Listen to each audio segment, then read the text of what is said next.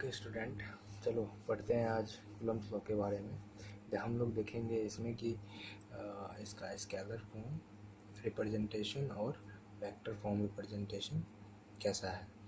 ठीक है, पहले हम ये जान लेते हैं कि स्केलर क्या होता है और वेक्टर क्या होता है। स्केलर ऐसा क्वांटिटी है जिसमें कि सिर्फ और सिर्फ मैग्नीट्यूड होता है।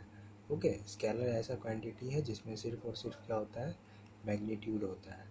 जबकि वेक्टर क्वांटिटी में क्या होता है, कोई भी वेक्टर क्वांटिटी में मैग्नीट्यूड भी होगा और साथ में उसके साथ डायरेक्शन होना चाहिए। जब तक फिक्स डायरेक्शन ना हो तब तक हम उसे वेक्टर नहीं कह सकेंगे। ठीक है, तो कैसे समझेंगे कि सर वेक्टर क्या होता है, स्केलर क्या होता है। तो हम इस तरह से समझ सकते हैं, जैसे कि मान लो हम एग्जांपल ले लेते हैं स्पीड का। बहुत कॉमन एग्जांपल है कि मान के चलते हैं एक साइकिलिस्ट 5 मीटर पर सेकेंड के स्पीड से जा रहा है। ठीक है, लेकिन किस डायरेक्शन में जा रहा है ये हमें नहीं पता चल पा रहा है ना। तो ऐसे कंडीशन में हम क्या बोलेंगे कि ये क्वांटिटी स्केलर है, इसके पास सिर्फ और सिर्फ मैग्नीट्यूड है, इसके पास कोई डायरेक्शन नहीं है। अगर डायरेक्शन रहेगा तब ये स्केलर क्वांटिटी को वेक्टर बोल दिया जाएगा। यानी कि वेक्टर क्वांटिटी ऐसा क्वांटिटी होता है जिसके पास कोई फिक्स डायरेक्शन में जाने का निर्णय होता है, उसके पास पता होता है कि उसे किस डायरेक्शन में जाना है विथ सम क्वांटिटी, है कि नहीं। लेकिन स्केलर के पास सम क्वांटिटी तो है लेकिन उसको पता नहीं है इसका डायरेक्शन किधर है। क्वांटिटी मीन्स मैग्नीट्यूड, क्वांटिटी एक बात है। ठीक है, तो चलो इसका एग्जांपल लें अगर वेक्टर का, तो अगर स्पीड में ही मान लो 5 मीटर पर सेकेंड से चल रहा था, लेकिन अब हम उसको क्या कन्वर्ट कर सकते हैं वेक्टर में, कैसे। अगर हम ये बोल दें कि 5 मीटर पर सेकेंड से चलने वाला बाइक, अगर उसको हम ईस्ट में भेज दें तो हम बोल देंगे कि वो वेक्टर क्वांटिटी हो गया। अगर स्पीड को हम डायरेक्शन दे दें एक, तो ये कुछ नहीं बल्कि वेलोसिटी बन जाता है। और वेलोसिटी क्या है, एक वेक्टर क्वांटिटी है। समझ रहे हो, यानी कि वेक्टर क्वांटिटी बोलने के लिए हमारे पास डायरेक्शन होना कंपलसरी है। आई होप कि यहाँ तक सब कुछ क्लियर हो गया। इसको ऐसे समझा सकते हैं कि 15 मीटर या 5 मीटर मान लो था, तो 5 मीटर पर सेकेंड ईस्ट डायरेक्शन में। अब ये वेक्टर क्वांटिटी में ईस्ट या वेस्ट या नॉर्थ साउथ सबको शो करने का एक तरीका है। ठीक है, वो तरीका क्या है, जैसे यूनिट वेक्टर से हम लोग डायरेक्शन शो करते हैं। ठीक है, यूनिट वेक्टर से हम लोग क्या करते हैं, डायरेक्शन शो करते हैं। Unit vector is used for showing the direction. अब यूनिट वेक्टर क्या है, यूनिट वेक्टर बहुत आसान है, मैं बता देता हूँ क्या होता है, जिनको नहीं पता होगा वो भी अभी जान जाएंगे। ठीक है, यूनिट वेक्टर एक्चुअली में ऐसा वेक्टर होता है जिसके पास मैग्नीट्यूड के नाम पे सिर्फ 1 होता है, कुछ नहीं होता है। क्या होता है, सिर्फ 1 होता है। लेकिन उसके पास वो अगर किसी के साथ आ जाए तो जिसके साथ भी आएगा उसका एक डायरेक्शन को निश्चित कर देगा। जैसे मान लो कि कोई व्यक्ति इधर से उधर घूम रहा है, जैसे तैसे घूम रहा है, उसको पता नहीं इस भीड़ में किधर जाना है, नहीं कहीं कोई भीड़ में कहाँ किधर जाना है, नहीं जाना है। लेकिन अगर उसके साथ अगर यूनिट फैक्टर आ गया तो उसको ये पता चल जाएगा कि इसको जलेबी वाले दुकान के पास ही जाना है, मतलब उसको एक डायरेक्शन मिल जाएगा। समझ में आ रही है बात। कैसे समझेंगे इसको यूनिट वेक्टर को, देखो यहाँ पे समझाता हूँ। अगर थोड़ा सा भी पता हो तुम्हें कि वेक्टर किसे कहते हैं, कैसे रिप्रेजेंट करते हैं, तो मान लो वेक्टर को मैं वी बार से या ऐसे वी एरो से ऊपर से ऐसे रिप्रेजेंट कर रहा हूँ। ठीक है, अगर कोई वेक्टर है, वेक्टर क्वांटिटी है, तो उसमें एक मैग्नीट्यूड होना चाहिए। ठीक है, और क्या होना चाहिए, उसमें डायरेक्शन होना चाहिए। समझ रहे हो, मैग्नीट्यूड एंड डायरेक्शन ये क्या है, कंपलसरी है किसमें, वेक्टर क्वांटिटी में। तो मैग्नीट्यूड को रिप्रेजेंट करने के लिए जो वेक्टर क्वांटिटी का मैग्नीट्यूड होता है, हम उसको जो है ना सिर्फ ऐसे ब्रैकेट में मतलब बंद कर देते हैं, मोड लगा देते हैं, या फिर सिर्फ ऐसे भी लिख सकते हैं v। तो वो भी किसको शो करेगा, मैग्नीट्यूड को शो करेगा। ठीक है, मैं यहाँ पे इस तरह से लिख रहा हूँ, ये भी मैग्नीट्यूड को शो कर रहा है। समझ रहे हो। अब इसको डायरेक्शन देना है, डायरेक्शन देने के लिए क्या करेंगे, या तो ईस्ट या तो वेस्ट या नॉर्थ या साउथ कुछ होगा। तो चलो हम इसको डायरेक्शन देने के लिए मान लेते हैं कि ये इस डायरेक्शन में जा रहा है, तो इसको हम क्या बोलेंगे, ईस्ट डायरेक्शन में जा रहा है। तो ईस्ट डायरेक्शन के लिए क्या है, जैसे मान लो एक कार्टेशियन प्लेन था, ठीक है, तो इसमें एक्स एक्सिस, वाई एक्सिस, ठीक है, और एक होगा मान लो जेड एक्सिस, ठीक। तो जो एक्स एक्सिस में जाता है उसको हम बोलते हैं आई कैप, जो वाई में जाता है उसको बोलते हैं जे कैप, जो जेड पे जाता है उसको बोलते हैं के कैप, ठीक है। ये अलग अलग एक्सिस की ओर जाने के लिए, ये डायरेक्शन शो करने के लिए ये तरीका है। तो मान लेते हैं कि एक्स एक्सिस जो है ईस्ट डायरेक्शन में है, जस्ट इमेजिन। तो इस डायरेक्शन के लिए हम यहाँ पे क्या लिख सकते हैं, इसकी जगह पे भी कैप या आई कैप, ठीक है, ऐसा लिख सकते हैं हम। तो ये तो मैं तुम्हें पहले बता दिया कि ऐसा कर सकते हैं, लेकिन अगर हमें पता नहीं होता कि डायरेक्शन कैसे लिखते हैं, और लेकिन हमें ये पता है कि वेक्टर को ऐसे रिप्रेजेंट करते हैं, मैग्नीट्यूड को ऐसे रिप्रेजेंट करते हैं, तो डायरेक्शन के लिए क्या हो जाएगा, डायरेक्शन के लिए अपने आप आ जाएगा, बता दो, डायरेक्शन के लिए आ जाएगा भी वेक्टर, वेक्टर क्वांटिटी जो भी होगा अपॉन उसका मैग्नीट्यूड, समझ रहे हो। तो अगर वेक्टर को उसके मैग्नीट्यूड से डिवाइड कर दें तो क्या मिल जाता है हमें, हमें डायरेक्शन मिल जाता है। तो ये बात समझ में आ गई होगी, डायरेक्शन कैसे निकालना है किसी भी वेक्टर क्वांटिटी का, ठीक है। तो जो भी डायरेक्शन आएगा वो या तो आई कैप से शो कर सकते हैं, या जे कैप से शो कर सकते हैं, या के कैप से शो कर सकते हैं। आई किसके लिए होता है, एक्स एक्सिस के लिए, जे किसके लिए होता है, वाई एक्सिस के लिए, के किसके लिए होता है, जेड एक्सिस के लिए, ठीक है। यहाँ तक तो चीज़ें क्लियर है। चलो आगे बढ़ के देखते हैं कि अगर कूलम ने कहा था कि भाई, क्या कहा था पहले ये तो जान लेते हैं, उसके बाद बताएंगे क्या कहा था स्केलर फॉर्म में और वेक्टर फॉर्म में। कूलम ने कहा था कि हमें अगर दो चार्ज क्वांटिटी मिल जाए, चार्ज, चार्ज समझते हो, अब ये बताने से पहले तो थोड़ा चार्ज भी बताना पड़ेगा। चार्ज क्या होता है, चार्ज मतलब समझो कि इलेक्ट्रिक इलेक्ट्रिसिटी होता है ना, करंट या कुछ भी, तो एक उसका यूनिट है, मतलब कि ये अगर प्रेजेंट है, चार्ज प्रेजेंट है तभी इलेक्ट्रिसिटी है, अगर ये फ्लो हो रहा है तो इलेक्ट्रिसिटी जनरेट होता है, ठीक है। चार्ज एज सच कुछ तुम्हें इलेक्ट्रॉन प्रोटॉन के फॉर्म में दिख जाएगा, मतलब ये ऐसा कुछ नहीं है, कोई ख़ास डेफिनेशन तुम्हें नहीं मिलेगा, लेकिन हाँ ये बोल सकते हो किसी भी मैटर में ना, किसी भी मैटर में ये उसका गुण है कि अगर उसमें इलेक्ट्रॉन की संख्याएं ज़्यादा हैं तो मान लो वो हो जाएगा निगेटिवली चार्ज, अगर प्रोटॉन ज़्यादा है तो वो पॉजिटिवली चार्ज। तो इस तरह से चार्ज क्या है, एक बेसिक एंटिटी है मान लो मैटर का, जो कि डिफ़ाइन करता है कि उसमें पॉजिटिविटी ज़्यादा है या निगेटिविटी ज़्यादा है। Positivity for the sake of flow of electric current अगर हम बोलें, तो मान लो इलेक्ट्रॉन्स का जब मूवमेंट होता है वायर में, इलेक्ट्रॉन्स का मूवमेंट अगर होता है वायर में, तो हम क्या बोलते हैं कि क्या हो रहा है भाई, इलेक्ट्रिसिटी फ्लो हो रहा है। यहाँ तक की बात समझ में आ गई।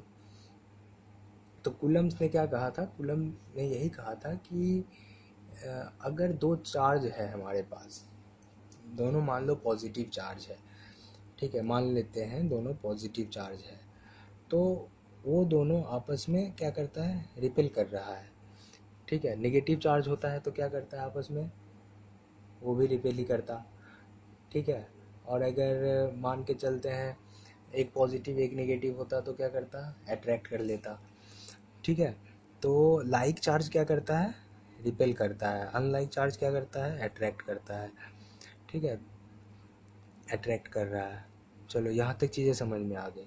तो कॉलम कूलम जो था उसने बताया कि अगर दो चार्ज हैं, पॉइंट चार्ज है, और उन दोनों के बीच कुछ डिस्टेंस है आर, तो इनका, इन दोनों के बीच जो फोर्स होगा ना, अगर ये देखो रिपेल कर रहा है, रिपेल कर रहा है, तो इसका मतलब क्या, कोई फोर्स लगा रहा है तभी तो एक दूसरे से दूर जा रहा है। हाँ, तो Q1 Q2 मान लो दो चार्ज है, तो Q1 इस पर कुछ फोर्स लगा रहा है, Q2 इस पर कुछ फोर्स लगा रहा है, इसलिए ये दोनों अलग अलग दूरी पे जा रहे होंगे, ठीक है। तो चलो आगे देखते हैं कि भाई क्या हो रहा है। तो कूलम ने यही कहा कि अगर ऐसा कुछ है, दो चार्ज हैं और वो दोनों आपस में रिपेल या अट्रैक्ट कर रहे हैं, यानी कि एक दूसरे पे कोई फोर्स लगा रहे हैं, तो उस फोर्स को हम मेज़र कर सकते हैं। कैसे मेज़र कर सकते हैं? उसने थोड़ा बहुत एक्सपेरिमेंट किया और पता लगाया कि इन दोनों का जो मल्टीप्लिकेशन है ना, चार्ज का, जो भी चार्ज दिया हुआ है, इन दोनों का मल्टीप्लिकेशन जितना फोर्स होगा उसके प्रोपोर्शनल आता है।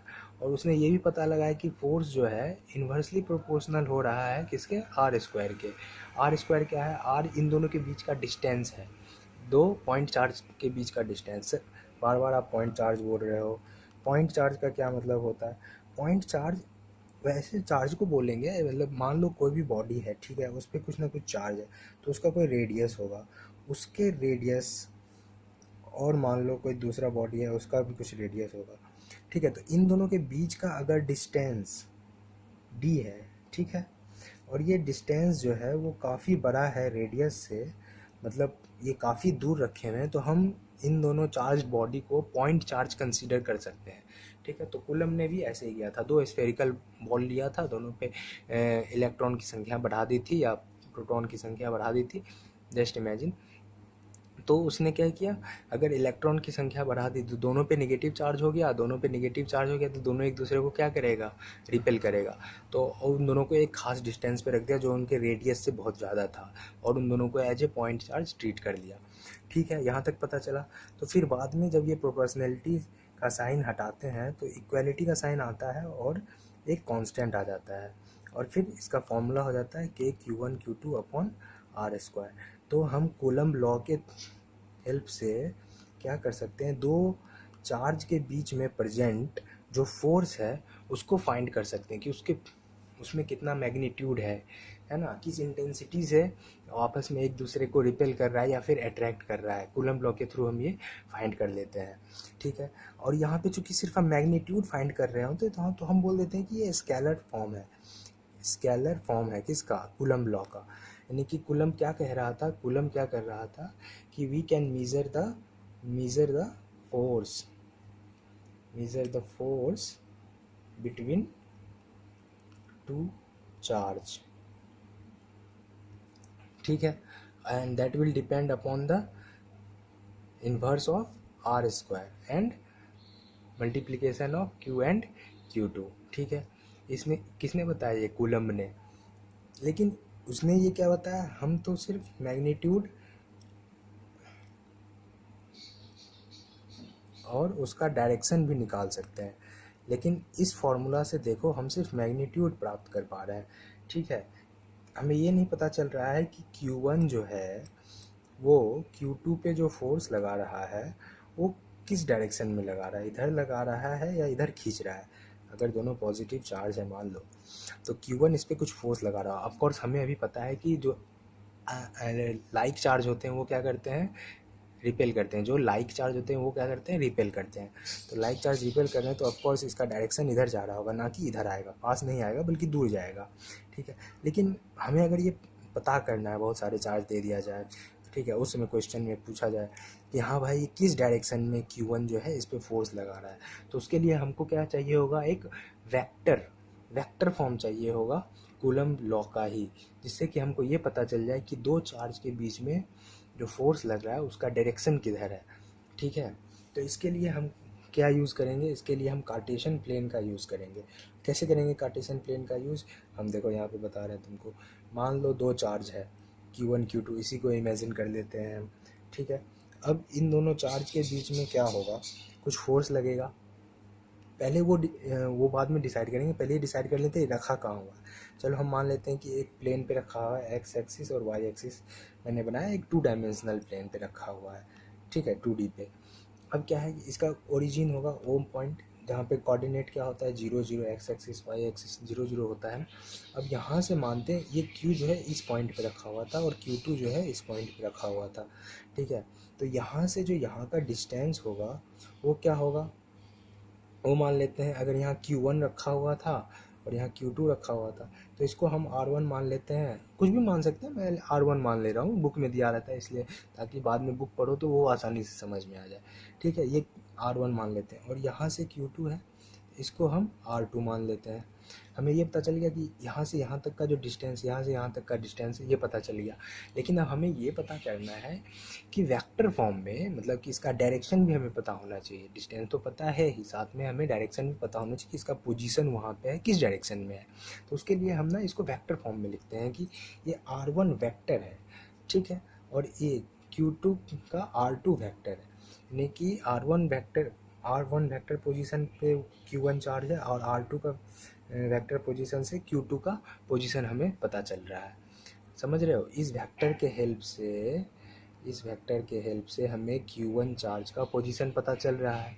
इस वेक्टर के हेल्प से हमें Q2 चार्ज के पोजीशन का पता चल रहा है, ठीक है। लेकिन अगर कोई पूछ दे कि Q2 चार्ज का पोजीशन Q1 के कंपैरिजन में कहाँ है, तो ये हम कैसे बताएंगे? उसके लिए एक नियम मैं बता दे रहा हूँ, उसको याद करो, ठीक है। वो क्या नियम है मैं अभी बताता हूँ। वो नियम क्या है, देखो। वो नियम इस तरह से है, जैसे कि मान लो तुमको कहीं पे भी अगर ये बोल दे कि पोजीशन ऑफ Q2 वेक्टर, ठीक है, पूछ रहा है यहाँ पे, तो तुमने बोल दिया R2 वेक्टर। पोजीशन ऑफ मान लो पूछ दे Q1 वेक्टर, तो तुमने बोल दिया Q1 चार्ज, सॉरी मैं वेक्टर लिख रहा हूँ, चार्ज है, ठीक है, तो तुमने बोल दिया R1 वेक्टर, ठीक है। दोनों के लिए अपना अपना पोजीशन बता दिया। अब तुम्हें पूछ रहा है कि position of Q2 from Q1, ठीक है, फ्रॉम Q1 से पूछ रहा है position of Q2 from Q1, तो हम लिखेंगे, हम कैसे जाएंगे यहाँ पे याद रखना, ये इंपॉर्टेंट पॉइंट है। यहाँ पे क्या याद रखेंगे कि जो फाइनल पोजीशन के बारे में पूछ रहा हो, मतलब जो फाइनल आ रहा हो उसको पहले लिखेंगे, और जो इनिशियल आ रहा हो उसको बाद में लिखेंगे। क्या पहले लिखेंगे क्या बाद में लिखेंगे? वेक्टर को जब हम लिख रहे होते हैं ना, तो ऐसे लिखते हैं, फाइनल पार्ट यहाँ पे, इनिशियल पार्ट यहाँ पे, ठीक है। तो अभी समझ जाओगे क्या क्या कह रहा हूँ मैं। ये कह रहा हूँ कि जैसे मान लो तुम्हें ये पूछा गया कि Q2 जो है इसका पोजीशन Q1 के अपेक्षा कहाँ है, या Q1 से कहाँ पे है, तो हम बोलेंगे कि ये भी मान लो कोई तो डिस्टेंस होगा ना, R होगा मान लो, इसको अभी हम R मान के चलते हैं, ये R1 था, ये R2 था, ये R मान के चलते हैं, तो ये R होगा। लेकिन अगर ऐसा कंडीशन दे दे कि Q2 का फ्रॉम Q1, तो हम लिखेंगे R2 फ्रॉम R1, ठीक है। इस तरीके से हम रिप्रेजेंट करते हैं, ठीक है। समझ में आया? नहीं आया तो मैं फिर से समझाता हूँ। चलो दूसरा एग्जाम्पल, इसी एग्जाम्पल को दूसरे तरीके से, पोजीशन ऑफ मैं पूछ लेता Q1 चार्ज फ्रॉम Q2, तो क्या करते, अब हम पूछ रहे हैं Q1 का पोजीशन Q2 से कहाँ पे है, ठीक है। तो अगर उस तरीके से पूछते तो उसको भी चूँकि डायरेक्शन से शो करना है तो वेक्टर के फॉर्म में शो करेंगे। तो हम मैंने क्या होता है, Q1 क्या है फाइनल, हमें जाना कहाँ है, फ्रॉम Q2 से कहाँ जाना है, Q1 पे जाना है। कहाँ जाना है भाई, Q2 से Q1 पे जाना है, ठीक है। तो Q2 से जब Q1 पे जाएंगे, यानी कि इनिशियल कौन हुआ फाइनल कौन हुआ, Q2 हुआ इनिशियल, फाइनल हुआ Q1, ठीक है। तो हम जा रहे हैं भाई, हाँ, तो इसको लिख देंगे R फाइनल से R initial equal to R vector 1 2। समझ में आ रहा है? यहाँ तक तो समझ में आ गया होगा I think. Position of Q1 from Q2 is equal to R F1, ये इससे डिफाइन कर रहे थे। यहाँ पे फाइनल चार्ज को पहले लिखेंगे, इनिशियल चार्ज को बाद में लिखेंगे, ठीक है। नेक्स्ट, अब हम ये भी पता करना है, चूँकि कूलम लॉ पढ़ रहे हैं, कूलम बोलता है कि हमको पोजीशन से मतलब नहीं है भाई, हमको मतलब है कि फोर्स कितना है दो चार्ज के बीच में, और उसका डायरेक्शन क्या है। क्या पूछ रहा है वो, डायरेक्शन और फोर्स, ठीक है, दो चार्ज के बीच में। अगर ये पूछ रहा है तो हम कैसे निकालेंगे, हम इसको निकालने के लिए क्या करेंगे भाई, हम लिखेंगे फोर्स ऑन Q2 देखो, एक्चुअली में Q1 भी Q2 पे फोर्स लगा और Q2 भी Q1 पे फोर्स लगा रहा होगा, तो force on Q2 from Q1 ये क्या हो जाएगा, मैंने क्या बोला था, ऑन फ्रॉम, ठीक है। इनिशियल कौन हुआ, ये फाइनल किस पे लग रहा है, इस पे। तो फोर्स का जब बात करेंगे तो फाइनल वाले को, ठीक है, जैसे इस केस में था वैसे ही इस केस में सेम टू सेम, समझ रहे हो। चलो अगर नहीं समझे तो इस कंडीशन से समझो, बोलो फोर्स ऑन Q1, Q1 पे फोर्स लगा रहे फ्रॉम Q2, तो क्या होगा, force on Q1 from Q2, समझ में आ रहा है ना। तो देखो फोर्स तो दोनों पे लग रहा है, हैं, Q2 लगा रहा है Q1 पे और Q1 लगा रहा है Q2 पे, समझ रहे हो।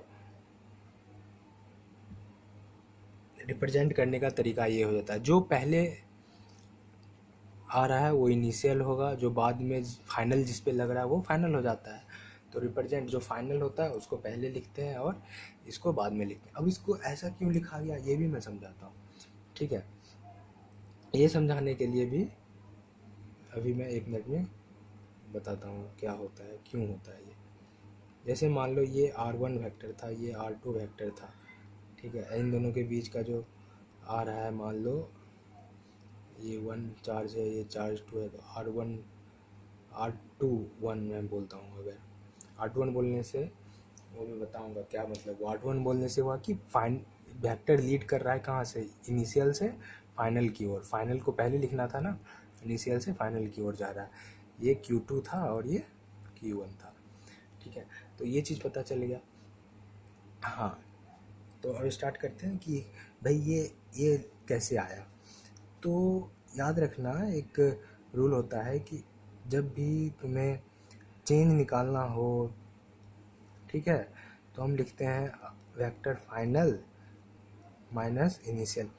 ये सिर्फ वेक्टर के फॉर्म में नहीं, किसी भी फॉर्म में अगर तुमको चेंज निकालना होता है, ठीक है। जैसे मान लो किसी रास्ते में हो, ठीक है, एक पॉइंट से बी पॉइंट पे गए, तो तुमको इन दोनों के बीच का डिस्टेंस बोलेगा निकालने, तो ऐसे लिखोगे ना कि final distance minus initial distance, तो इन दोनों के बीच का डिस्टेंस पता चल जाएगा। जस्ट इमेजिन F4 डिस्टेंस है यहाँ पे, तो ठीक है, तो ये हो जाएगा डेल्टा एफ नॉट या समथिंग कुछ भी equal to F B minus F final minus initial. समझ रहे हो, ऐसे ऐसे रिप्रेजेंट किया जाता है किसको, डिस्टेंस को, चेंज इन डिस्टेंस को फाइनल से इनिशियल में। तो अगर यहाँ पे आर, जो डेल्टा आर वेक्टर था उसको मैं R21 लिख रहा हूँ कि 1 से 2 की ओर गया है, तो इसको हम कैसे लिख रहे हैं, R2 माइनस R1 वेक्टर। समझ रहे हो, ये बहुत इंपॉर्टेंट है। यहाँ पे अगर नहीं समझे हो तो एक बार फिर से ऊपर वाला फॉर्मूला देखो, अपने आप समझ में आ जाएगा, ठीक है। कोई बोलेगा कि नहीं सर एक बार और समझाओ, तो मैं ऐसे कह सकता हूँ कि आज जैसे मान लो कि मैं R12 वेक्टर लिखता, यानी कि फाइनल कौन सा है यहाँ पे, 1 वाला, ठीक है। यानी कि R1 से कहाँ जाना है हमको, R2 पे जाना है। वेक्टर कहाँ जाएगा, R1 से R2 की ओर जा रहा है, समझ रहे हो। तो ये चीज़ याद रखना, जिधर से जिधर की ओर जाएगा वो अपने आप इसमें शो हो जाएगा।